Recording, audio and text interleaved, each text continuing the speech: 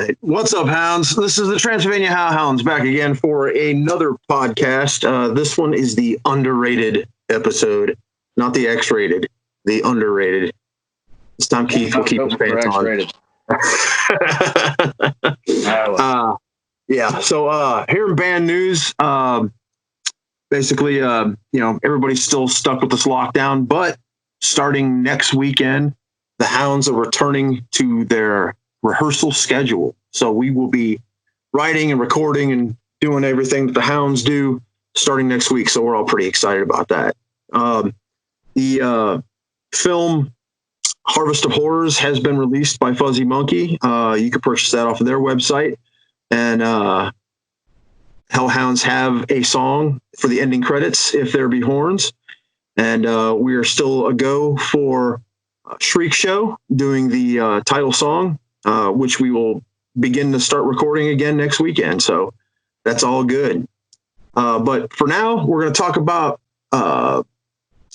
bands that are underrated and then films that are underrated. So I think we're going to start with Keith this time for the bands. Keith, what you got for us, brother? Well, I wanted to come out left field here.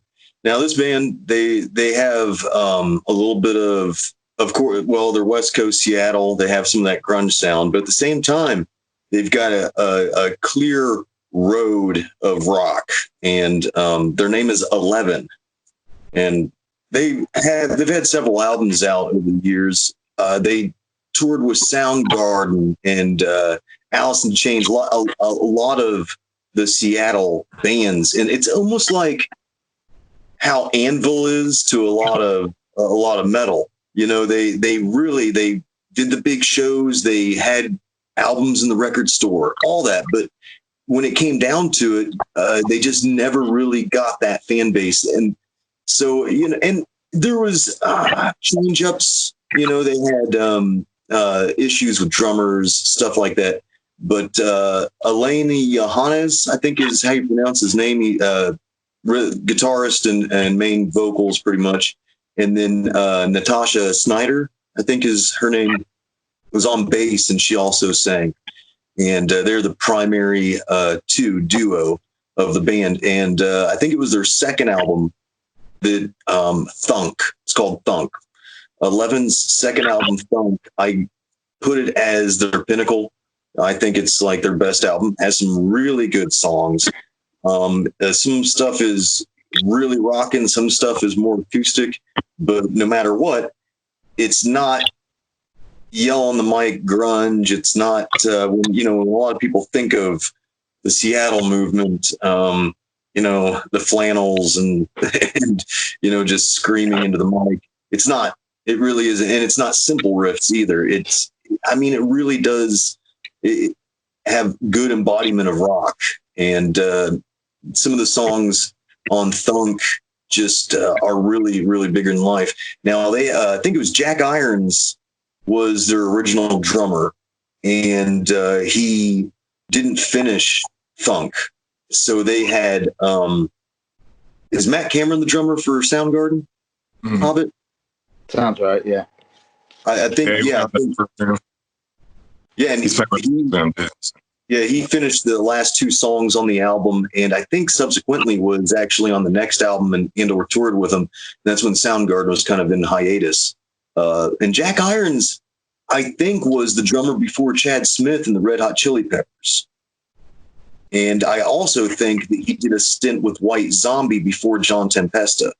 And but it's one of those guys that he's been in a lot of bands for a little bit, then it just doesn't work out, and his contributions towards 11, are pretty substantial. I mean, as far as I think that was the longest stint he was with a band for a while. But yeah, as far as one of my favorite underrated bands, 11, check out the album Thunk. It's pretty good stuff. Sounds cool. I don't think I've ever heard of them before. Yeah. It might be one of those bands where I heard a song or two and just never realized who it was. So I'll have to look into that. On that note, Hobbit, what is your underrated for today? Okay, I'm going to go with an underrated band and the album in the discography that I feel is the most criminally underrated. So, my band is Sabbath, the UK Sabbath, not the Japanese Sabbath. Late 80s European thrash metal. Their first album, History of Time to Come, came out in 88. And, excellent thrash, fairly technical, not, super widdly technical, like put you to sleep with all the guitar theory happening or anything like that. But, not chump shit either.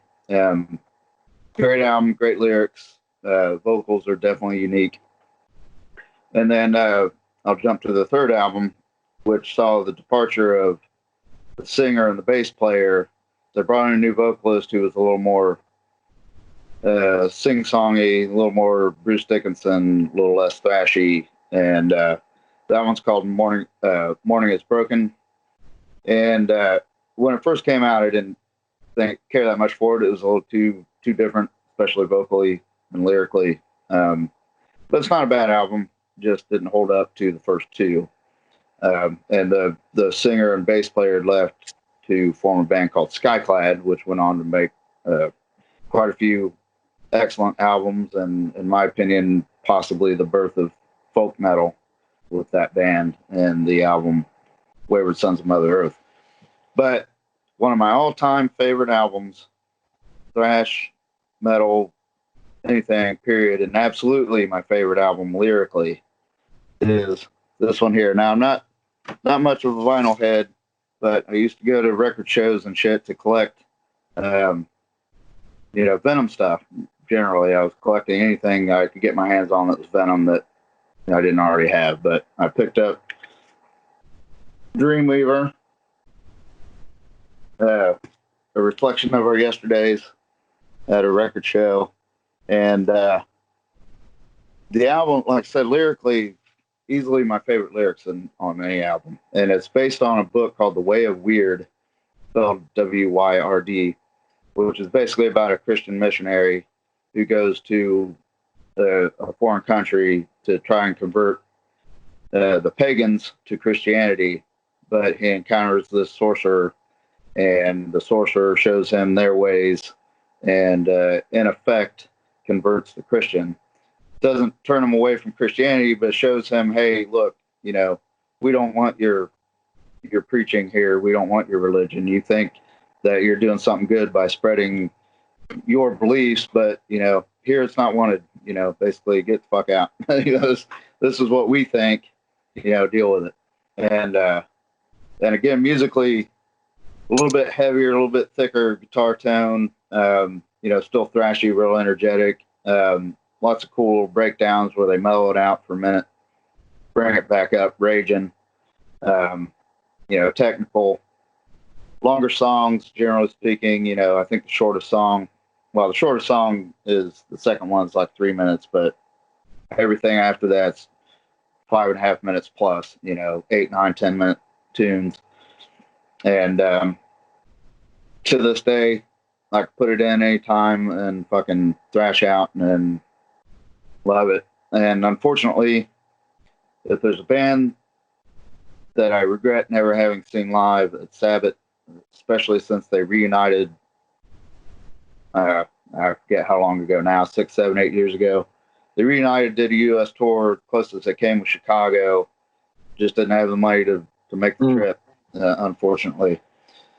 Oh, and I should note their guitarist, Andy Sneap, after Sabbath split, went on to be a pretty well-known metal recording engineer, and also is now, when Glenn Tipton backed out of Judas Priest because of his arthritis problems or whatever it was, Andy Sneap is now second guitarist in Judas Priest. I don't know if he's sticking around or if he's recording the next album with them or helping them write. I know Glenn Tipton's still technically with Priest. He just can't perform all the shows and stuff, so Sneap's there to fill in live. But he went on to do bigger and better things, I guess. Wow, I don't know about better. So yeah, that's my rant. Sabbath fucking rules. Dreamweaver, get it, hear it, love it, worship it. On that note, I think it's Gregory's turn. Dope. All right. In 1992, a hair metal band was auditioning singers, and as you all know, around that time, hair metal was on its way out. It had become a parody of itself, a farce, I say. And they're having the usual coming in and out, and they just couldn't find anything. And they were all standing out of the rehearsal studio smoking cigarettes, and they heard a voice from behind a dumpster. They thought, this voice is awesome. They went and checked it out. There's this homeless cat named Stanley sitting back there, smoking cigarettes, drinking beer. They brought him into the studio and had him sing a few songs. Next thing you know, they're in the studio recording an album. The band was Life, Sex, and Death, and the album was The Silent Majority. Unfortunately, it's the only album I've ever been able to find by the band, and they disappeared into obscurity. I saw them live once. Actually got to go on stage and sing with Stanley. It was awesome. The album is incredible. It's not glam metal by any means, but it's pretty hard hitting rock and roll. Again, the shtick is the singer is a homeless guy, so he has that appearance, and he definitely had that smell when I was on stage with him. My wife even said I smelled like him when I got off the stage because we were kind of singing arm in arm. Super cool dudes, super cool guy. The album is smoking, man.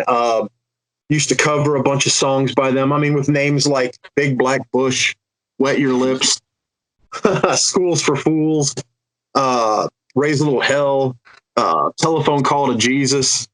Man, you can't go wrong. If you can find this album, I believe it's streaming. And they had a couple videos. I think they had a video for a song called I'm a Tank. And I remember that song. I'm a Tank. That sounds familiar. Awesome. Yeah. Then you have heard Stanley and Life, Sex, and Death, or as the owner of the club that they played at on their telephone recording would be Live, Sex, and Death. That brought a lot of people to the club that night. But yeah, go check it out, man. Definitely something to look forward to and listen to. Like I said, it was right after glam, right before grunge, right in there. Nice little good pocket hard rock band. Definitely check them out. And with that note, I believe it's Sir Alan's turn. All right. Well, when we first started talking about this, because we had mentioned underrated bands or underrated albums.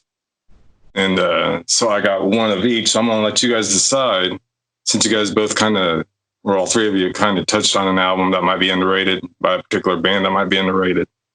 Do you want an album by a very not underrated individual that I consider very underrated? Or do you want a band that is underrated? I'm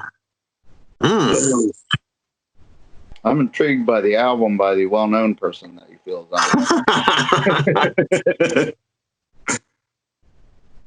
Man, I'm going to say both. Kick it. All right, well, since we always listen to Hobbit, the captain. So this guy, very not underrated, very well known. But I just think this album is completely overlooked when you talk about what he's known for. So when you think of Alice Cooper, you think of School's Out, Welcome to My Nightmare, $1 Billion Babies. Then you get in the 80s, it's Razor Fist in You. I mean, I think this album, like I said, is very much overlooked. I remember being in high school. I think I was a senior when I was a cook, and we had this radio back in the kitchen, and I would always play Welcome to My Nightmare. And there was this other cook that he didn't work there very long. He was this older guy. He was like, have you heard this album? It was this cassette. And I was like, nothing beats Welcome to My Nightmare, And he's like, give it a shot. And he was like, and I had 2 Welcome to My Nightmare cassettes. For some reason, I lost one, bought another one. found the other ones. He was like, I'll trade you. So he traded it to me. I was like, and I'll be damned, after the years, whenever I go back to listen to an Alice Cooper full album, it always comes up with From the Inside. Yep. And it's one of those albums that's, it still has the diversity of that early Alice Cooper stuff. I mean, it's 1978, so it's still very early, but it's the concept thing, roughly, because, they're all in a mental institution. But it just, you never hear anybody even talk about it. Yeah. It just doesn't come up when you think of it. I've watched YouTube videos where they've counted down the top 10 Alice Cooper albums, and if it's lucky, it's in there somewhere. Yeah. Top, but yeah, that is mine. Hell yeah. Good choice. Excellent, sir. If you've never listened to the Transylvania Hellhounds, you should. If you're a Transylvania Hellhounds fan but haven't listened to them in a while, you should. And if you listen to the Transylvania Hellhounds all the time, day in and day out, non-stop, we understand. Just a friendly reminder, we are everywhere that you want to listen to music. Everywhere. All right. Now we're going to get down to it. These are the 4 underrated films from the opinions of the Transylvania Hellhounds. And I'll start this baby off. Here we go. This film came out not that long ago. It kind of came out, disappeared. I freaking loved it. It's got subtle tones of Evil Dead, religion, craziness, possession. The film is The Shrine. These journalists see a pattern that's going on with like hitchhikers and stuff going missing in this European village. So they go to investigate because they think they're onto something. They think there's something there. And they get to the village and they look off into this forest. And above this forest, there's a small cloud bank that has formed just over the forest in just one small little section. It stays there constantly. It's there day after day after day. And the villagers try and run them off and, don't go near that. Don't go anywhere near it. It'd be a pretty short film if they didn't go. So they go and they check it out. They venture into this mist that's formed out in there. And 2 of the group venture in. And they go in and you can't see your hand in front of your face until suddenly they come upon like a statue of Satan.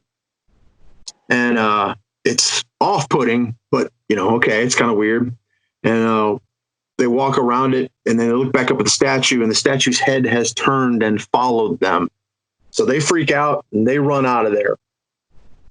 They get out, and the villagers see that they've gone in there and done that, so then the villagers start hunting them down. Now, I'm not going to say anything more, because I want the end to be kind of a surprise and a twist like it was for me. But, man, awesome movie, killer effects, suspense, the whole 9 yards. Really sharp little independent film that just came and went completely unnoticed. I'm sure you can find it on streaming still and all that. But, I got on Amazon and got a copy of it just because I knew it would eventually just disappear, and I wanted to have it for myself. So that is mine, The Shrine. Speaking of that, though, is that... because you've been talking about that for a lot of the time that we've been jamming and keep mentioning it. I've tried to find it. Yeah. I can't find it on Prime. I can't find it on, Tubi. See, even Cody couldn't find it, Wow. So, like I said, the movie's just kind of came and went. Now I can't even find it on a streaming service, damn it. Well, brother, I will let you borrow it. Yeah.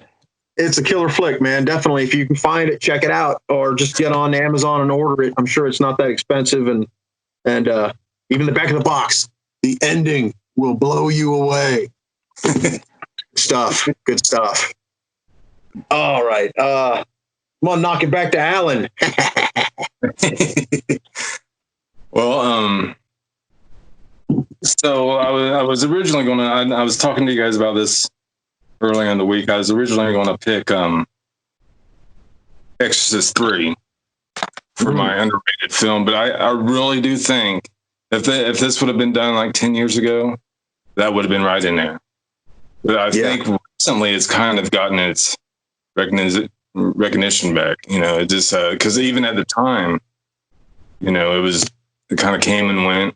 But since then, I think within the last 10 years or so, maybe 5 years, they've had the really deluxe Blu-ray come out, and you hear it a lot more, especially when people count down like the top 10 jump scenes in a movie.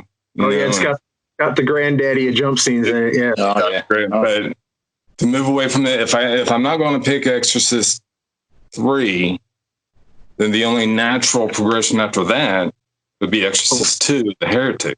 Oh no! That ends our podcast, folks. I'm trying to push the buttons here. Trying to get it's this one back here. Don't freak out on me, Hobbit. It's 1986's Trick or Treat. Oh yeah. And the reason I say so, I mean, I'm not saying that it's this iconic horror film. You know, it's mid-'80s heavy metal horror, and it stars the guy who played Skippy in Family Ties, which I met at a Days of the Dead convention maybe 7 years ago. Because and you can see it back there. You saw my poster. The coolest guy. He was really proud of that movie. You know, I mean, he's this really cool guy to talk to. But getting back to the movie, you could tell. Here's the DVD.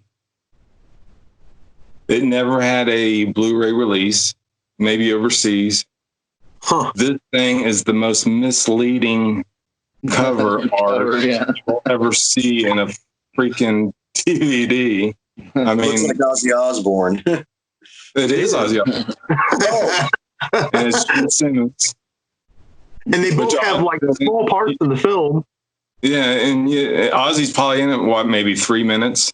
That's what I'm saying. He plays a preacher. He doesn't look anything like that on the cover. Gene Simmons a little bit more because he's probably co-starring in it. Maybe, you know, every time is his name Eddie that would go to the radio station. He was the DJ, and basically just like summarize the story. It's the heavy metal kid getting picked on in high school. His heavy metal hero, dies in this fiery ritual in this hotel, and he comes across via Gene Simmons his last recording, the single pressing of his last recording to be played at midnight on Halloween, backwards.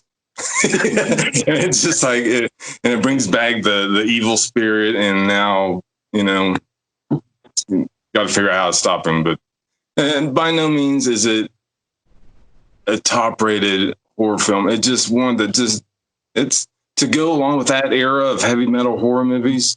It's right there, man. But I was getting ready to watch this last night just to catch up, because I watch it, you know, maybe once every couple of years. And I pop it open, there's nothing. So it's in there somewhere. So I was like, well, you know, I'm gonna have to replace that disc if I can't find it. I pop on Amazon. The thing this DVD that was in the $5 bin for years on Amazon is like $30-$40 now. Ooh, ouch. And that's the bare bones, terrible packaging. I think it has a trailer as a special feature. Yeah, I don't, you know. So it's just sad. You would think eventually they will come out with something. The only thing that it's really known for maybe is the soundtrack. Yes. Soundtrack. Fascinating. You talk to any metal fan, especially if you're if you're as old as we are, that's the first thing that comes up. Not a whole lot comes up about the movie, but Get to After Midnight is still on my playlist. Yeah, I still listen to it all the time. I went through every physical media of the thing, you know. Where's your 8-track? Where's your 8-track? But yeah, that's mine. It's sad that it's just going to fade away, I think, without even a cheap Blu-ray. I mean, something to good quality, but it just you can't even get the cheapy version anymore without going broke for it. So Yeah. I think there has been a European Blu-ray of that. I'm pretty sure. There's actually a really cool copy, almost like a hard, like not a steel case, but like a book kind of copy of it overseas. I've thought about ordering. Of course, it won't play in the States, but just for maybe take my DVD once I find it and put it in. But it's just you can find cool copies overseas, but nothing here. From what I know of. So yeah. Let's go with Keith for his underrated movie. Well, it's kind of weird. This actually really vexed me because it's like some movies I might think it's underrated, but actually different areas or with different cliques or different people, it might be, well received or even overrated. And so I just have been thinking, okay, what horror movie can I think of that I dug it, but it got terrible reviews, and stuff, and wasn't in the box office very long, stuff like that. I remember the remake of House on Haunted Hill that was it was released in '99, and it was the remake from the one that Vincent Price did. I remember when it came out, I wanted to go see it in the theater, and it was poof, gone. Just I remember it wasn't even in the theater for like a couple of weeks or something. And so then I waited for it to come out on video, rented it, and have watched it a few times, since over the last, over the years. So I don't understand why, even to this day, if you look it up, I think the Rotten Tomatoes is like 30 on it. And it has some scathing reviews that are still online from when it was released, from like New York Times and, a lot of large publications that do reviews of, movies that hit the big office. And man, there's like no good reviews of this. And the things that they're griping about, I just don't really don't see it. So, of course, being a remake, that put it down. But at the same time, it didn't have the normal things that you say make a movie kind of suck. Like, it wasn't super cheesy. It wasn't bad acting. It didn't have a bad plot. Character development is good. And so I actually rented it yesterday to watch it again because it's been a while since I watched it. So Sarah and I rented it and watched it yesterday. I still dig that movie, man. I mean, it's got some squeamish parts. There's some parts that are hard to watch. There's some good jumps. There's some creepy crap. The interactions between the characters is good. It's not an A movie by any chance. It's a B+. But then again, look, it's got Jeffrey Combs in it, who plays the doctor, the creepy doctor spirit, and Jeffrey Rausch. Just awesome actor. Yeah, Rush. And and there's Ty Diggs or whatever, or I think that was his name. Man, I should have paid attention to the characters more when watching it yesterday, or the actors. But as the girl in Mortal Kombat, Bridget Wilson. Yeah, that's all. And also the girl that plays Jean Grey in X-Men. Yeah. I forgot her name. But, the beginning of the movie has a backstory on the entrepreneur, who is one of the main characters who's hosting this night at this remodeled insane asylum. And they know it's haunted, and he offers anyone who can stay the night a cashier's check made out to cash for $1 million, and of course, there's all kinds of subplots and stuff because of either the characters' backgrounds and or their interactions or the house itself and how that ties in. And I really like it. I don't know why it gets such bad reviews and everything. And I think that it's one of those, very underrated. So House on Haunted Hill, the 99 release, I would say that's it. Hell yeah. Did you ever That's see one that I only saw once. I think I saw it at the theater, maybe with my dad, and I remember not liking it, but that's the only time that I ever saw it. And I'd honestly forgotten all the big names that are in it, so maybe that's one I'll revisit, see if it holds up better to me now. Has anybody seen the part 2? Yeah. See, the only thing I remember about that is seeing it in the store, and the Blu-ray was, how they had like Bandersnatch on Netflix, the choose your own adventure movie or whatever. Yeah. Well, I understand part 2, the Blu-ray for House on Haunted Hill is like that. Really? But I never have seen it, so I couldn't tell you. I remember there was something behind when it came out, reading something about how you could choose, but I don't know exactly even how that would work. But I don't think I even knew a second one existed. So. How did that Transylvania Hellhounds fan get that stylish Transylvania Hellhounds hoodie, you ask? TeePublic.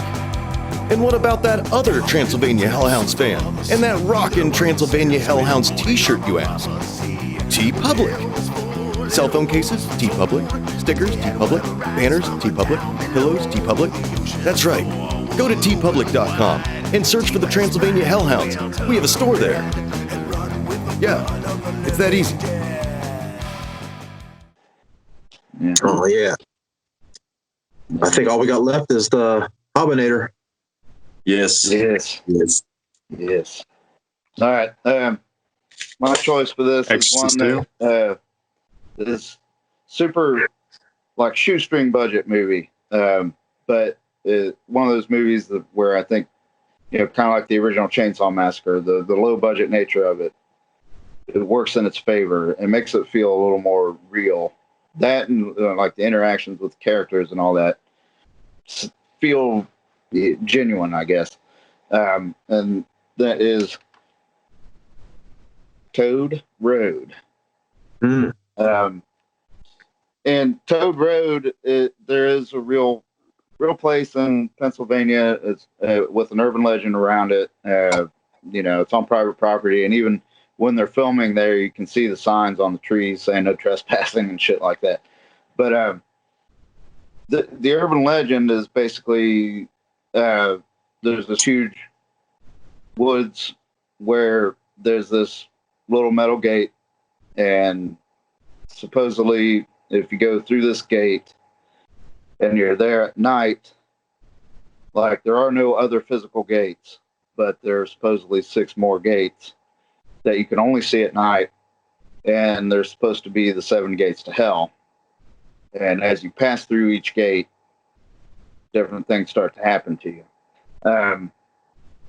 And the premise of the movie is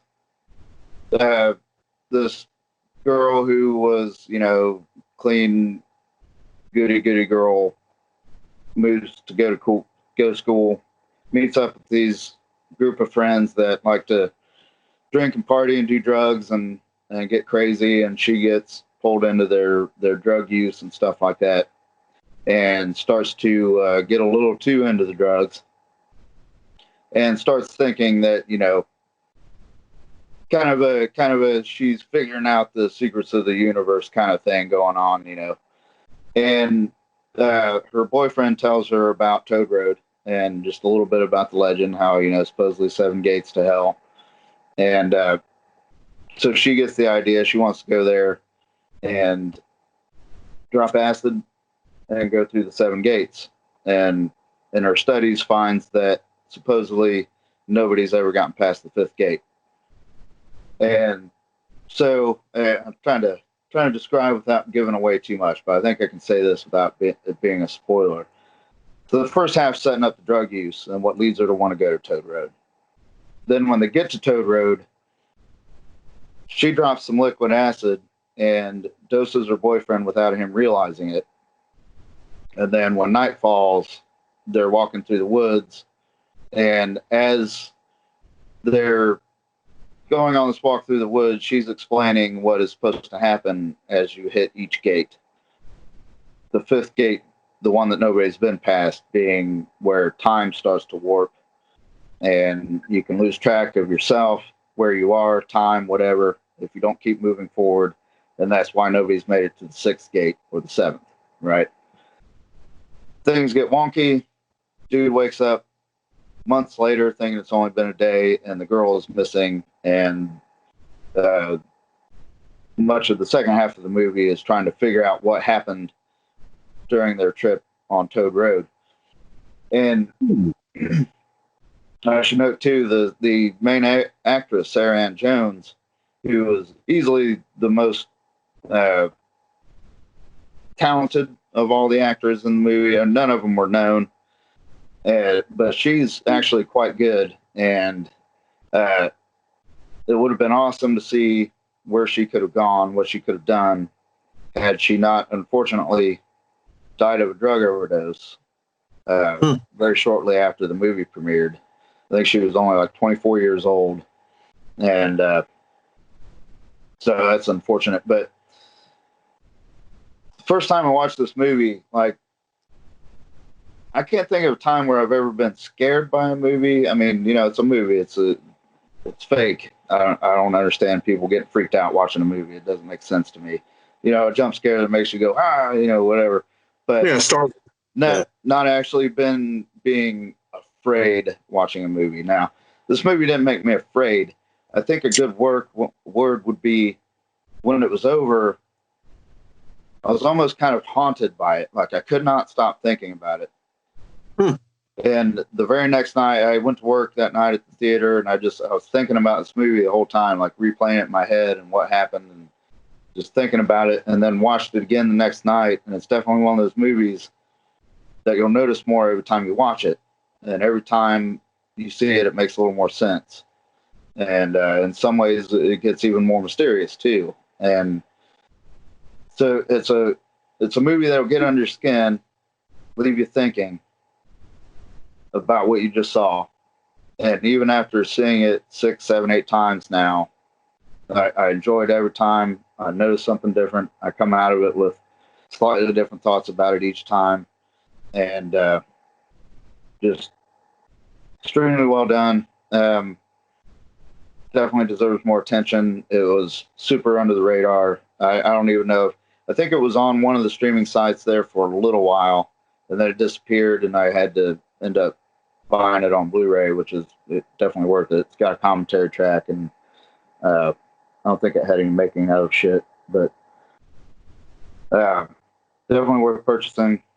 And so watch it, love it, worship it. I think it is back on streaming now, because I watched it a couple weeks ago. Oh, nice. Yeah, I don't know if it's Prime or if it might be like a Tubi type thing, but it's still on my watch list, actually. Cool. So Cool. Very cool. Very cool. Oh yeah. Well, I guess that about wraps it up this episode. I guess next week we got a few surprises and things going on, and I do believe this is it's Alan's round, so we're going to discuss and compare the 2 Suspiria films. And again, like I said, we got some surprises and stuff coming up, and we're back to jamming again, which is it's about time, because I'm going crazy. I mean, crazy. I'm going crazy. So, cool. Well, I guess that wraps it up. Anybody else got anything they need to say before we wrap this down? nope. Well, do we want to mention that on the next one, the prize is yet to be determined, but on the next podcast, we should be offering up a prize to be chosen, winner to be chosen from the comment section on that particular podcast. Nice. Exactly what that prize is, you'll have to tune into the next one to find out. Yes. Awesome. Well, I guess on behalf of the Hounds, man, I hope everybody stays happy and healthy, and horns and hammers, baby. Horns and hammers. Cool. On behalf of the Transylvania Hellhounds, have a good one, y'all. Later on. Rock on. Boom.